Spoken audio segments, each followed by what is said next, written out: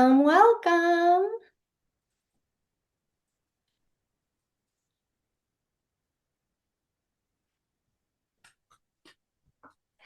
Hello, welcome, Dee and Lisa, Felicia, Moses. Thank you guys so much for being here. I am Bridget, and we're going to just give a few moments as people find us and jump in, and we start allowing people in. Um, and I just want to say thank you so much for being here. This is the first time that I've ever done anything like this. So there is a little bit of nerves running through my body, a lot of excitement, and just an overjoyed heart that you guys saw this invitation and said, yes, that is something that I would be intrigued. And then you signed up, you put in your registration, you had to fill out your name and your email address and then you had to get on a Zoom link. Like I just am so honored that you are sharing your time here with us. I am Bridget, my lovely co-host Lori, um, and we physically are in Idaho State, the United States, which is in the Pacific Northwest of the United States, and we would love to hear where you're from. So if you would just jump in the chat, tell us where you're tuning in from. Where in the world are you physically today? We'd love to know.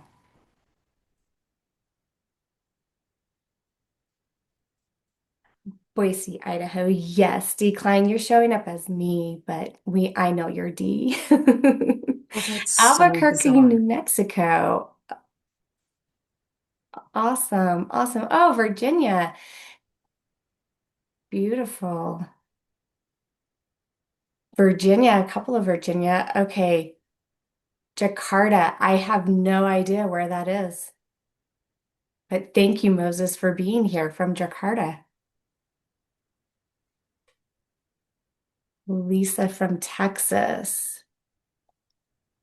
Welcome. Thank you for being here. As we continue to let a few more people in, I am just going to briefly introduce myself and then I'll let Lori introduce herself. But um, as mentioned, my name is Bridget Muratori. I'm a wife, a daughter, a sister, a friend. I'm a Christian woman, and I'm an intuitive energy practitioner. And I like to say that I feel God uses me to bridge the lines between faith and religion and that unseen mystical energy, love, source, creator. I say that I am where faith meets energy. My heart's true desire is to help people heal their soul through divine alignment.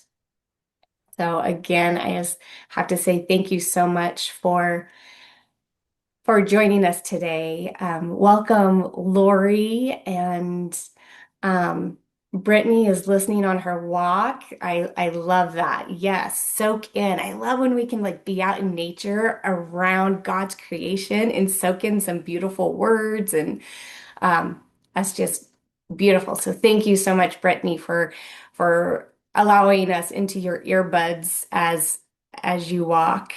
Felicia's walking around also. That's awesome. A couple from Virginia and my good friend Lori Smith, who is on from Boise, lived in Virginia for a little while. So I love these again connections from around the world.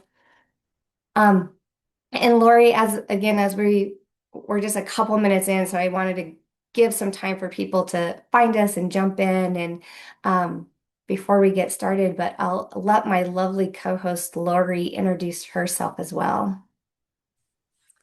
Hi. First of all, I'm so excited to be here to just come alongside Bridget to watch her doing this and experiencing all of this with you.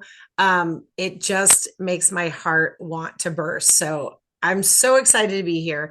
I am Lori Goling, and I am a consciousness coach, I'm a reality creation teacher, and I'm a Jesus lover. And Bridget and I have so many conversations about this gap space between the church and sometimes spirituality and sometimes even science, and how in reality we're made in the image of God, and if God is everything, then so are we, and we can tap into all of it and really live this life that Christ promised on the cross. So anyway, I'm just really excited to be here, and I'm glad that you guys came to join Bridget. Yes. Yes. And just to give you guys a brief outline for today, I'm going to share a few bits and pieces of my personal story, and then Lori's going to come in and dive into the biology behind intuition. We'll share some cool and fun opportunities, some like dive deeper opportunities, if you will, and then we'll end with opening up for Q&A. So if there are things as you're listening that you're like, ooh, that's interesting, just know that we'll have some time at the end for some Q&A. We definitely want to honor the time commitment that you guys made. We want to get you out of here on time. But if there's Q&A that you are available and want to stay on, we can totally do that also. So I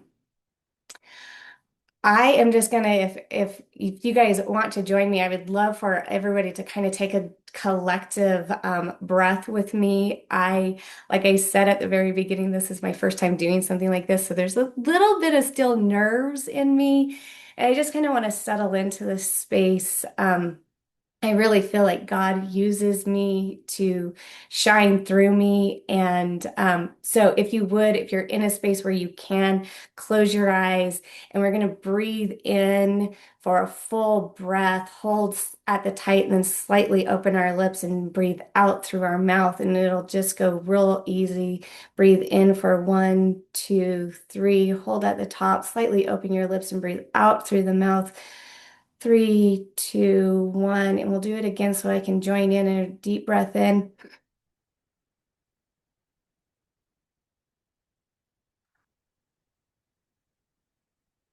Exhale completely. Allow yourself to go back just to your natural breathing rhythm. And thank you so much for joining me on that. And we'll just get started. I'll share bits and pieces here about my personal journey. As I mentioned, I physically live in Idaho, in the Pacific Northwest of the United States. I'm fifth generation Idahoan, and I began going to church before I was born. My parents were youth ministers when I was really young. So every social occasion that I can remember, my earliest memories were around church activities. And I've always felt as though I have a personal relationship with God. I felt I've always felt like I can simply talk to him the way I'm talking to you guys now. And I grew up in a really small agricultural community, and so I left as soon as I could. I moved to San Diego to play on the beach and figure out who I wanted to be when I grew up. And it was there that I began questioning what it was I believed.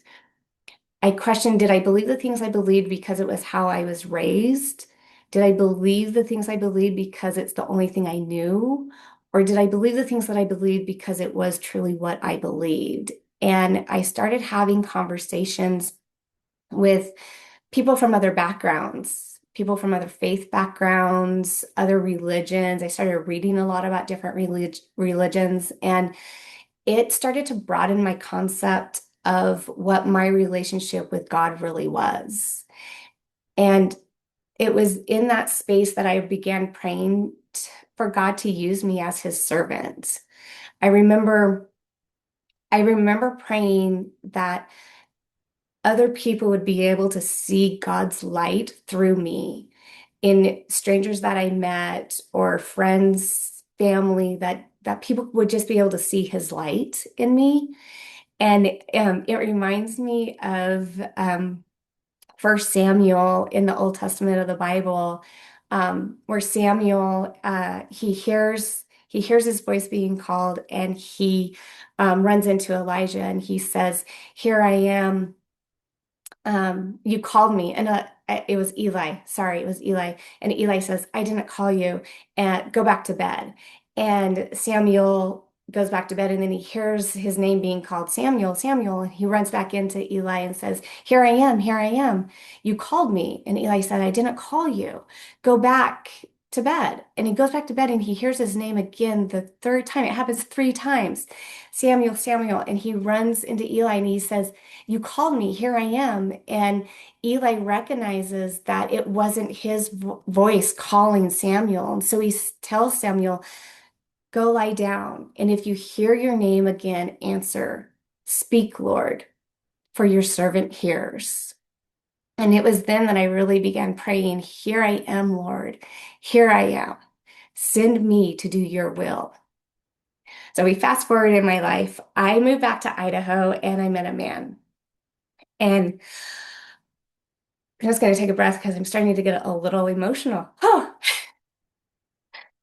but I met my husband Joe. He and I got married, and we both knew we wanted a family, so we began trying for that family right away.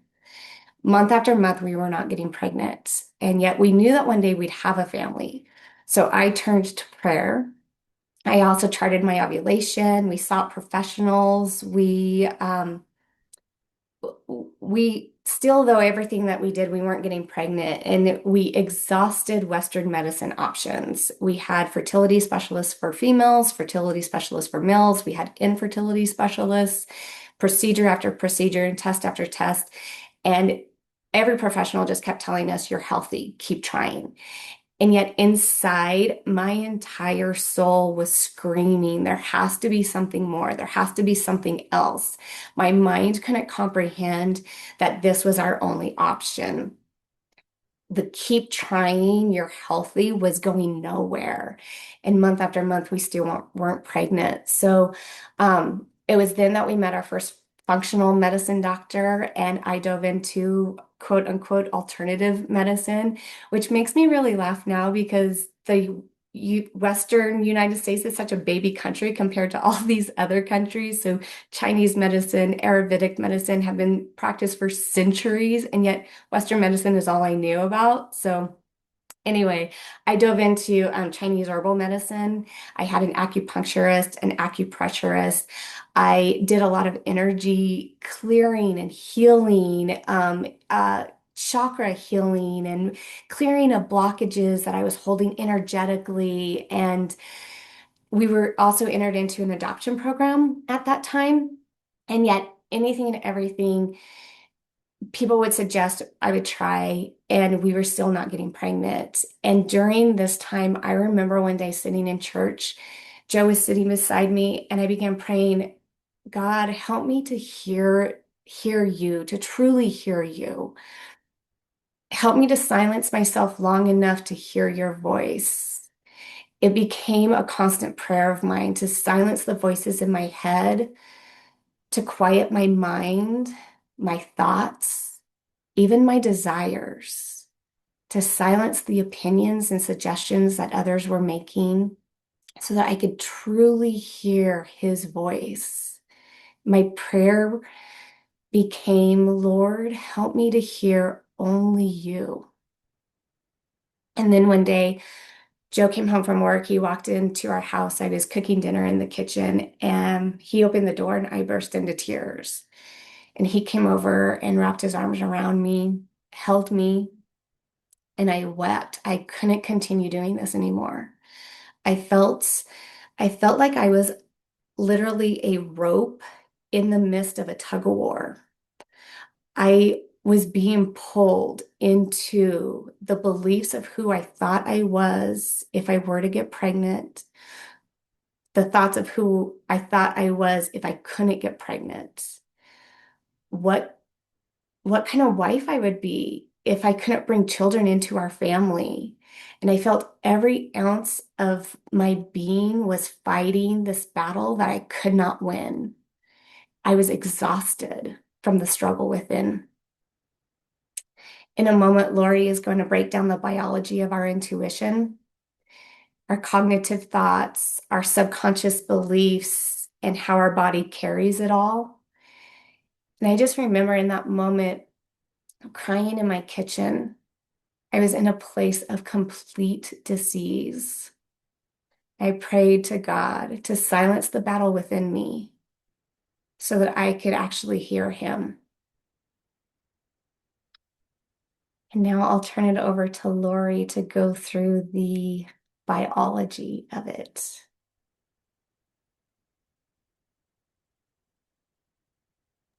Unmute. Okay. Um, well, again, welcome. And I'm so excited. I love hearing Bridget's story so much. And I can't wait for you guys to hear the end of the story. It's magnificent and marvelous and speaks to just the kindness of God in everything that we are and everything that we do. Um, but what Bridget was talking about, this fight within, this one belief over here and this one belief over here, and this war that we feel inside, right? And the Bible talks about how we don't war against flesh and blood. We war against the powers and the principalities. And those are those things inside of us.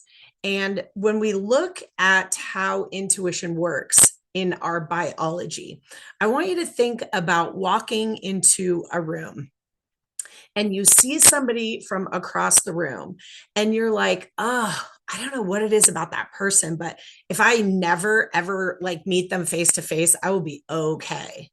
Or there's somebody that you look across the room and you're like, oh, I don't know what it is about that person, but I want to be around them and I want to meet them. You guys, we all are sentient beings. We all have intuition. But where the problem comes in is the fact that our intuition and our programming, and we can call them instincts, but they're not born instincts, they're programmed instincts. So I want you to think for just a minute as you look across the room and you see that person that you're like, I don't want to meet that person. Some people might say, well, that's your intuition telling you that that person isn't safe.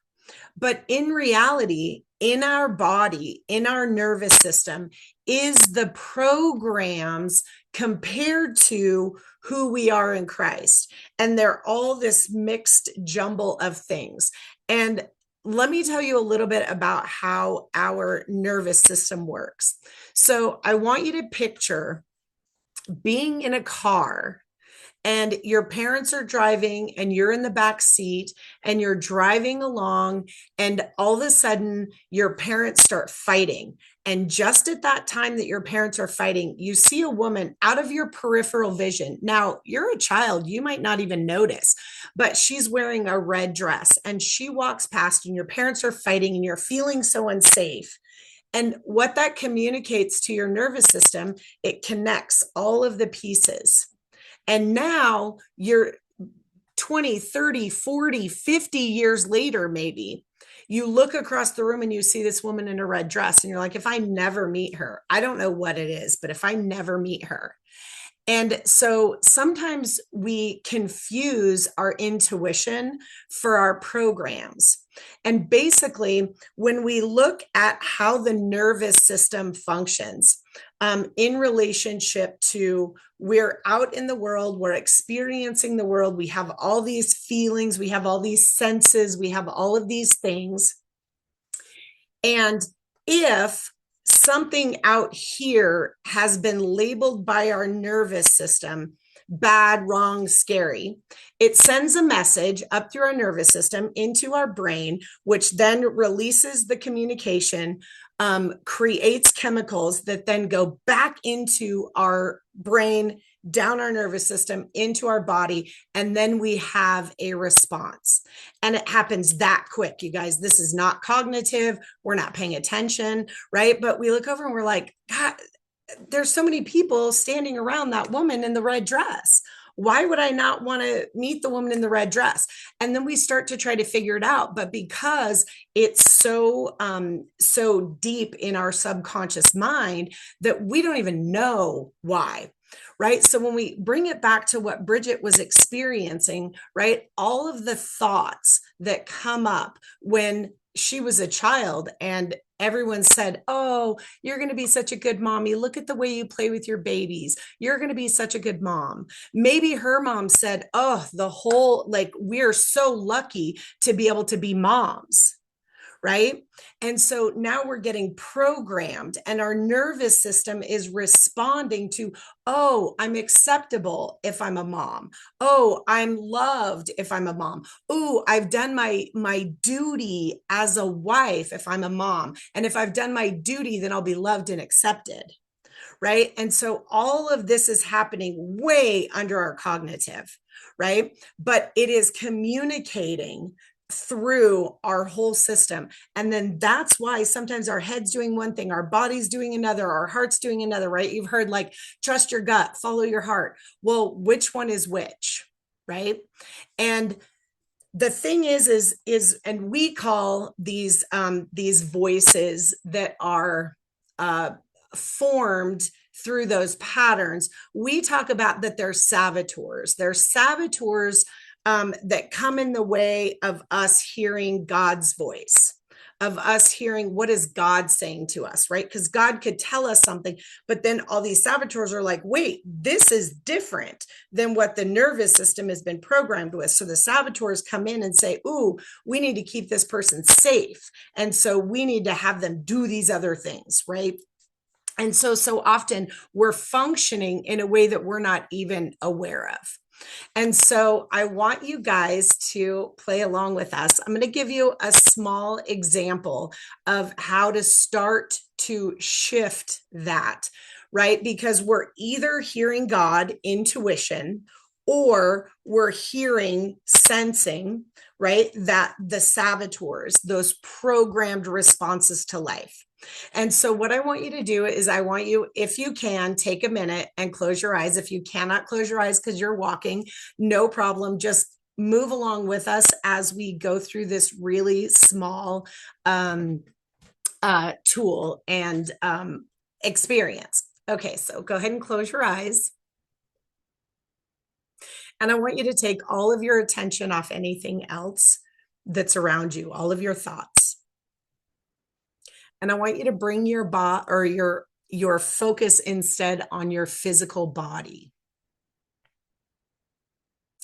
So if you're sitting, I want you to feel the weight of your body on your chair. If you're walking, feel the weight of your body with each step.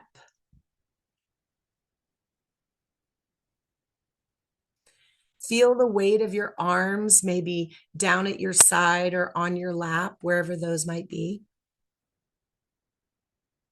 And now, just like Bridget started, I want you to take several deep breaths.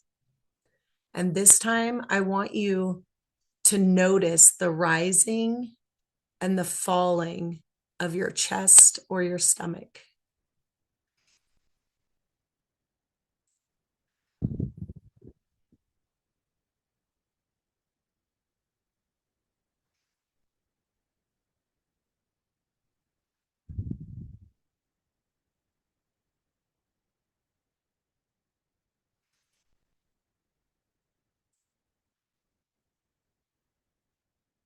Relax back into the natural rhythm of your breath. Notice the temperature of the air as it enters your nostrils. Notice the temperature of the air as it exits your nostrils.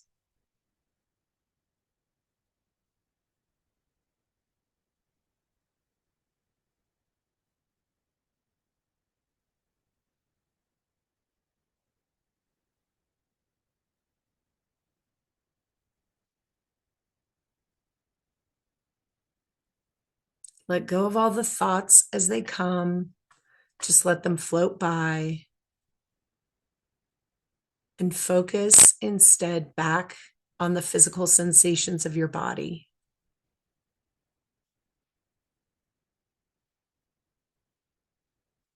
Now I want you to touch two fingers together, slowly, gently, with such attention that you can feel the ridges on both sides of your fingers.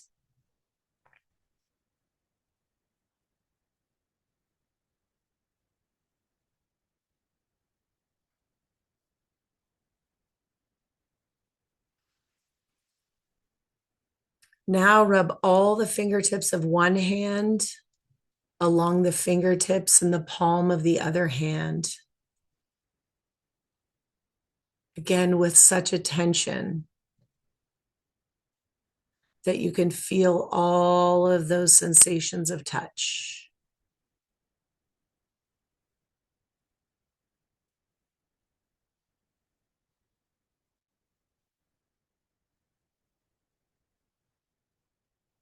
Notice again your breath, the rising and the falling of your chest or your stomach.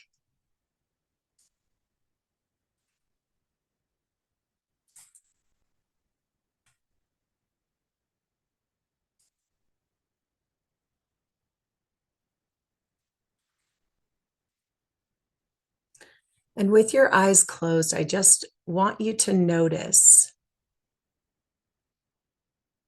Notice what's going on in your body. Notice that your mind is a bit stiller, your body a bit calmer. There's just a little bit more peace than when we started a couple of minutes ago.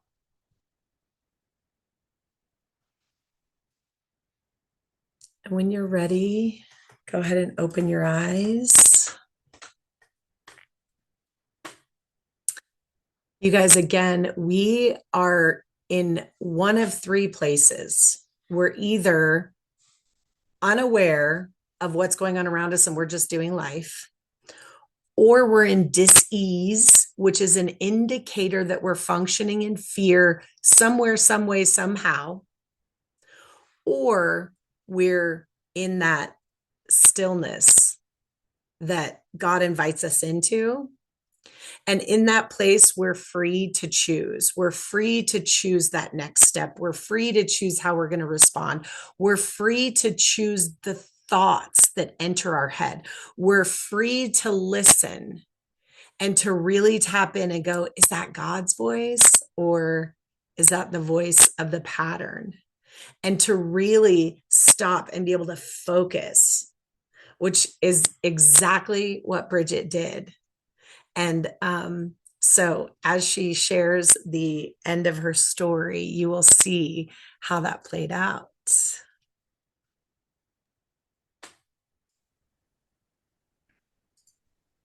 Thank you, Lori. Yeah, to pick up my story, Joe and I still don't have any children.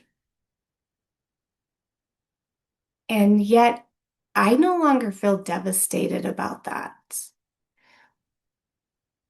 I don't feel like I'm battling within myself. Instead, I sit in silence with God and I see how He uses me to shine mother-like love onto others. Not to say that we don't want kids. We would still very much welcome children into our home. Um, but that initial prayer from years ago, Lord, let others see your light through me. I feel like I'm living that out just in my daily life. Last year, I volunteered at our local elementary school. It was something that I told myself I would always do once our children got there. Like it just sounded fun. And I used to walk in our neighborhood and would listen to the kids at recess play. And one day on one of my walks, I was like, why am I waiting until our family gets here? I could do it now. And so I went and I volunteered, and for an hour every day, I got to pour love into those children. And I pour that mother-like love into my clients, my friends, my family, and I no longer feel like I have to be a physical mother in order to share that heart-centered love with those around me. I no longer feel like I'm less than, or that I'm not worthy, or that there's something wrong with me. I may never have children of my own, and yet I know that God is using me and he's he's working through me. And at the end of the day, isn't that kind of what, like, I picture what a mother is in my mind, and it is that, like, I picture holding a newborn infant, and a mother in my mind is somebody who cradles that child and pours just love into them. I don't have a child of my own, but I can still ooze that mother-like love onto everybody I meet. So, if this has been, if there has been things in this conversation that have pinged for you, have popped, had said, "Oh my gosh, I can relate to that," or uh I want to know how to work through this that I'm going through. Or we have Lori and I have several things that we do together.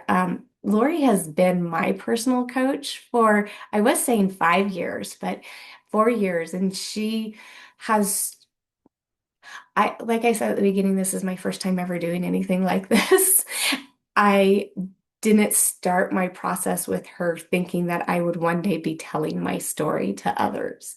And yet, as I said, like, the way God works through me is to share what it is I have experienced. So, if any of this sounds fun for you, or something that you'd like to maybe take a little deeper dive on, we we would love to walk alongside you. We offer a container full of options. Um, we love walking beside other humans to support you, encourage you, guide you through the transformation in this piece of your life that you're going through. Um, and Lori, jump in if there's, oh, thank you. Yes. God's insight for the soul is something Lori and I started doing recently, because we love, again, talking about how God works through us, and we love having community of people. We see God doesn't waste anything. So, um, when we're in community, there's oftentimes like pieces of my story that somebody else will gain insight or inspiration in. That's just how God works. So God's Insight for the Soul is an opportunity for you to join us on a Zoom call. It's typically 45 minutes. You can come in and ask a question, have a situation that you'd like a little insight on, or or we pull angel cards and see what insight God brings up through that. The saboteur assessment discovery call is what Lori was talking about, with these programs and patterns that we called saboteurs, and how to recognize them in our own life. All of these links Lori just put in the chat. So if you want to grab a hold of any of them, we'll also send an email out with them in it. And then the 40-day manifest with certainty. And again, Lori has some tremendous um, magnificent courses and classes that, for me as a participant in her, she has a way of coaching me with such love. knowing how to push me to dive deeper into knowing myself, my own strengths. We are all uniquely gifted. There is not a single person on this call who does not have a wonderful, beautiful gift inside of them. And if you are wanting to utilize your gifts more or know more, feel more intimate knowing of yourself, Lori is a tremendous coach in that. That is something that she has totally gifted me. Um, Lori, is there anything you'd like to add to? Yeah, I just want to re-mention and Bridget, can I speak freely? Yes, you Okay. can. So when Bridget first came to me, she was like, Lori, are you somebody that could help me not be a bitch? And you guys, I'm not even kidding you. Bridget was one of the kindest, most caring, like outwardly compassionate person I had probably ever met. And here's one of the ways that we don't understand how that saboteur like gets us, because from the outside we all saw Bridget a particular way, but how she was functioning inside of herself was not a fun place, was not a happy place. She, like, the thought, I'm sure, of becoming who she's become back there was nowhere even close to an option, right? And so to watch Bridget blossom, to watch Bridget really start to own her own intuition, and then to watch her gift it to other people and to heal bodies, heal minds, heal hearts through just exactly what she said, just being the vessel that allows God to work through her. And I'm just so honored that she picked me to walk the journey with. And um and I guess, like, whatever your question is, and we're going to do some Q&A, whatever your question is, I'm sure that Bridget has some insight for you, just because of the journey that she's walked from this place of really like disliking herself. And now imagine, like, okay, I could like myself if I had a child. I could like myself if I could like myself if, but one of her greatest desires, God hasn't brought to fruition. Who knows when or if or how or whatever, but the fact that she can embody and live a full life, right here, right now, with all of her circumstances, regardless of how she was programmed, her worth relied on. And I'm just so proud to get to watch her grow. So again, please, if you guys have any questions, I know that Bridget would be really excited to continue to just share her gifts with you guys. Yes. If you have a question, or we'd also love to know like what pinged for you, where you are with all of this. Feel free to jump in the chat, share with us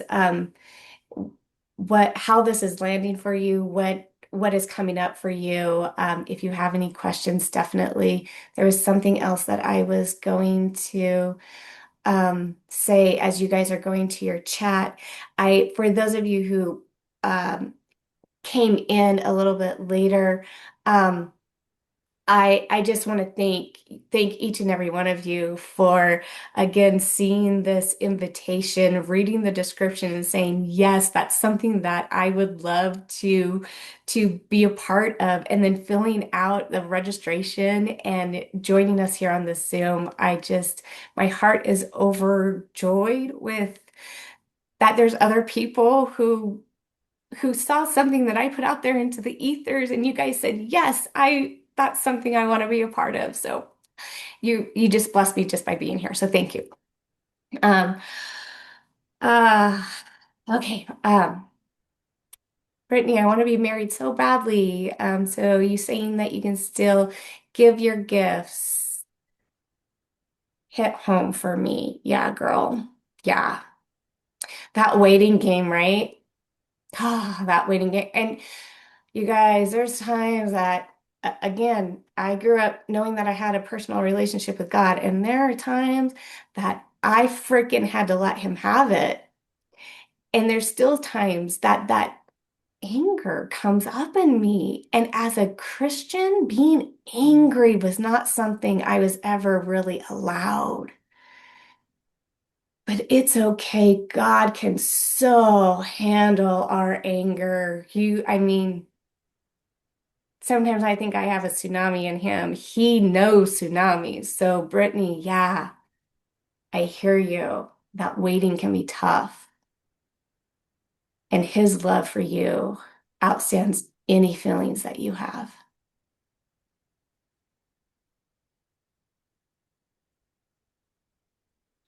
Something that pinged for me is when you were talking about growing up with it, your parents and your family going to church all the time, and your earliest memories are that, and that cultivated you having a personal, um, loving relationship with God.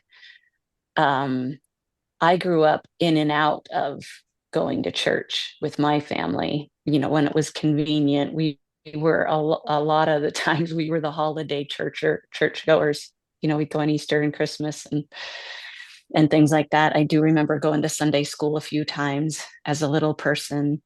And then as I got older, I met my husband in high school and just kind of jumped into uh, his religion, um,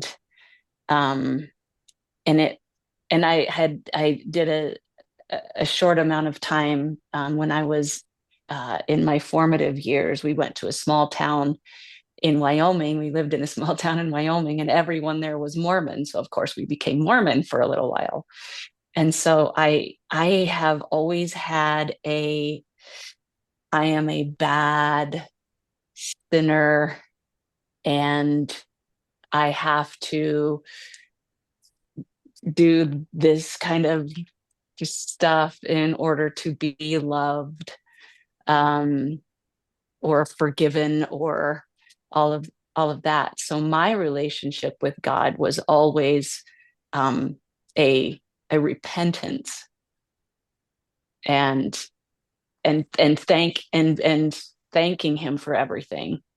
And I don't dare ask for anything. That's just, I'm not deserving. So I am reinventing, um, that a relationship with God where I feel I can talk to him. Like you said, I'm talking to you, or talking to anybody else, because God is God, and I can't talk to him in any other way than on my knees, and and beating myself up so that I can, just exist. So I and then with this intuition feeling that I've been trying to listen to more and more, it's not necessarily just listening to it, but it's trusting it. Mm, I'm still struggling with trusting what that intuition is, because I don't deserve it, or I don't have that bonded relationship that I think a lot of other people have or have experienced, and I want that. mm. So yeah. Yeah, I I think it's beautiful, Lori, that like you just explained like two different examples. I said, I grew up knowing that I had this relationship that I could talk to God, and you grew up with a very repentance, um, right? And you guys, there is no right or wrong. There's no better, no worse, no. Each one of us on this call today has your own unique experiences, and that is part of this journey we call life. And it so I thank you, Lori, for showing that example that yeah, we had two different backgrounds. neither of them are better than the other, though. Mm-hmm. Yeah. Yeah.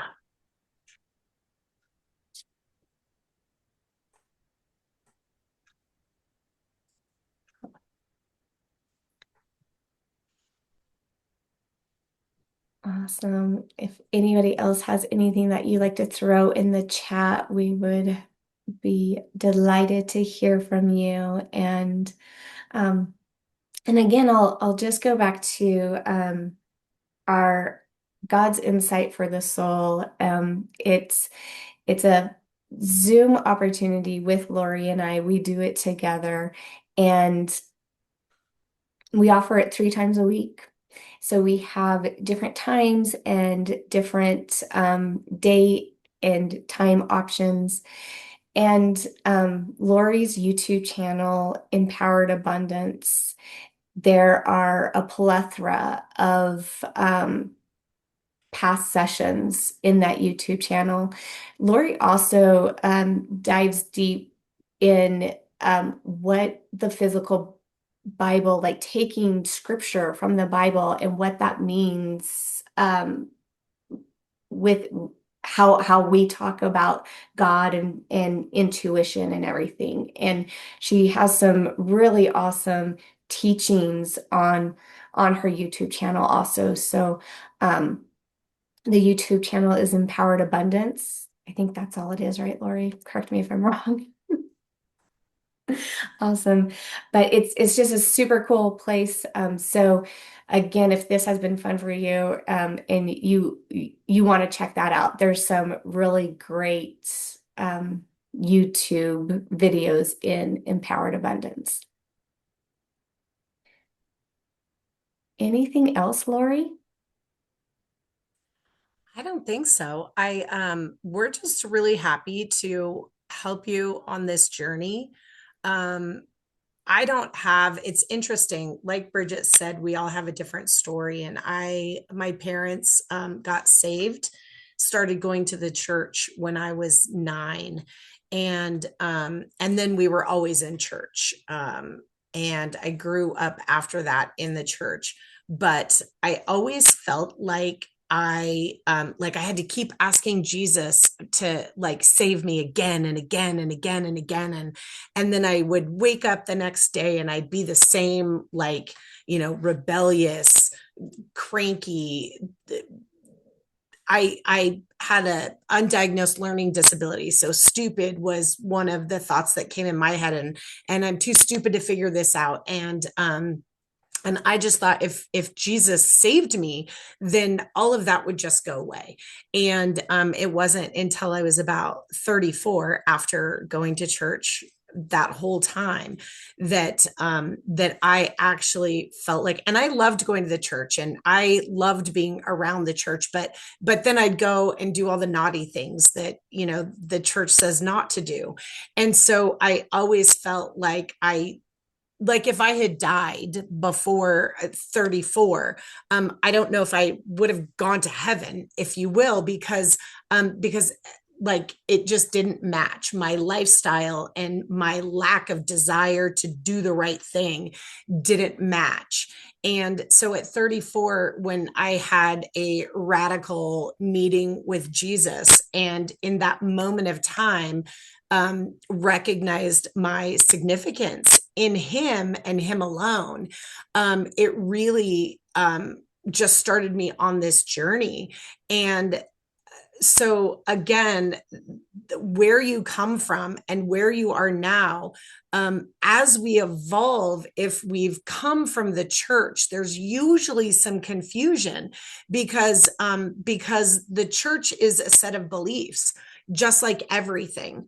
And so one of the things that Bridget and I talk about a lot is just this desire to walk with people that didn't have somebody to say, you're okay. No matter what you believe, you're okay. You are loved, no matter what you believe. Yes, we know the church says one thing and you feel like God is telling you something else, or something that you feel like you're supposed to do because that would be good with God doesn't light your soul on fire, right? And so walking alongside people as they're moving through that journey of evolution and spiritual and human maturity is really our heart. And so, again, if you just want to reach out and talk to one of us about where you're at in your journey, and even if we're a good fit for you to help you, we would be happy to just have a conversation. So you can definitely reach out at that booking link and set up an appointment, and then we'll reach out and you can talk to me, you can talk to Bridget. We can make those arrangements for you to be able to have some time. Yes. And I I I just want to, I guess, conclude, if we will, on we so we named this class is Intuition from God because, as I kind of outlined in my story, like there were so many times that I had so many voices going on in my head. And like Lori said, these patterns of, is that my voice? Is that God's voice? Is that whose voice is that? And is that a past pattern? Is that a belief that was instilled in me from somebody else or from something else, from the church or from whatever? And I have just found that as I sit in silence, the longer I sit in silence, the the clearer his voice becomes. So if that is something that lights you up also, I would love to be part of that discussion. Just even just to say again, like, yeah, you're killing it, or yeah, I understand. You're not alone. You are not alone. So thank you so, so much for joining us today. This has truly, I'm honored and grateful for each and every one of you. Anything else, Lori? I don't think so. Yes, I was Renee just says, reading. take time for the quiet moments as God whispers and the Mhm. world is loud. So, so true. Mhm. Yes, yes. All right. Well, thank you all for being here. Thank you very much. Bye. Bye.